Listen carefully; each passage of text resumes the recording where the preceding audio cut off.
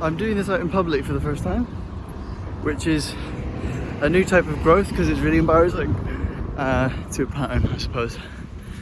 Yeah, it's just really not something that I enjoy doing because I'm very conscious of how I'm perceived, and so obviously it would make sense that being perceived to be that guy who's talking to his phone is a bit embarrassing. But then even though there's like, what am I making up?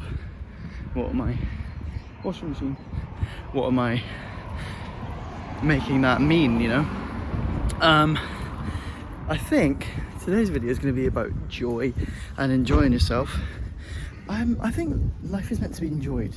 That seems kind of like a blasé, obvious thing to say, but I really think that the reason that we're here is joy, and a lot of stuff has gotten in the way of that over time.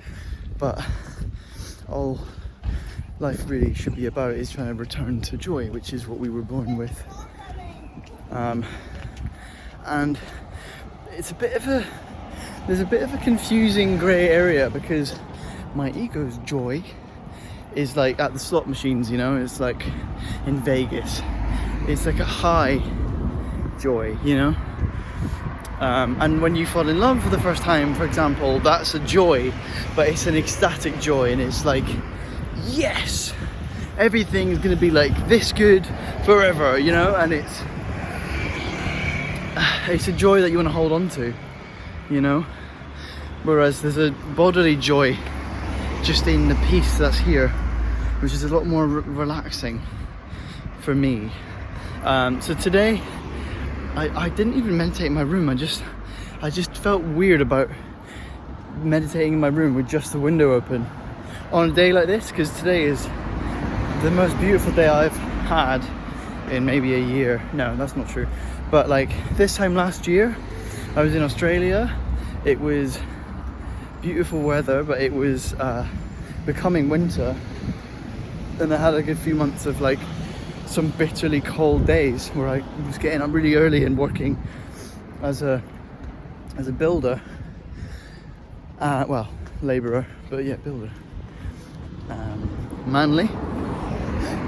And yes, I've, you know, basically had like a 9-month long winter. So I wanted to sit out the front, and I meditated for maybe 15 minutes, and then I decided to just lie down and sunbathe for a while, and it felt like a soul, like joy, you know. I was also watching a film this morning while I was eating my breakfast, and that felt like more of an ego joy, because I felt my soul going, can we meditate now? And my ego going, no, this is more fun. This is more exhilarating, you know?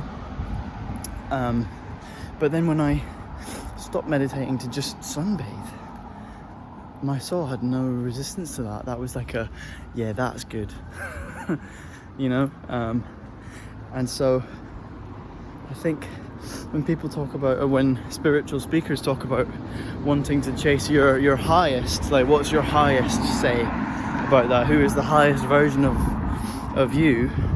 First of all, that can kind of maybe create sometimes a narrative of you should reject any lower parts of yourself, and I've been caught in that, especially recently, of like, I want to, you know, is that a 10 for my soul? Like, what about loving that it's an 8 and just being okay with that it's an 8?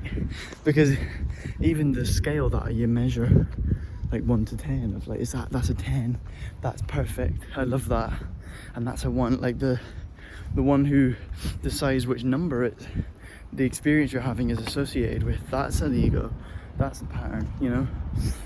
But yeah, chasing your highest, like your ego's highest, is very different to your soul's highest. My soul's highest is to meditate every day. My ego's highest is to be riveted by, I don't know, being in an altered state or having a buzz, and yeah. So yeah, I think that's a tricky one really, because it's not always very obvious which is which, you know, Are you driving the car, or are you in the passenger seat letting God drive the car? I mean, she looks cool. Anyway, that's me for today. Yeah, beautiful.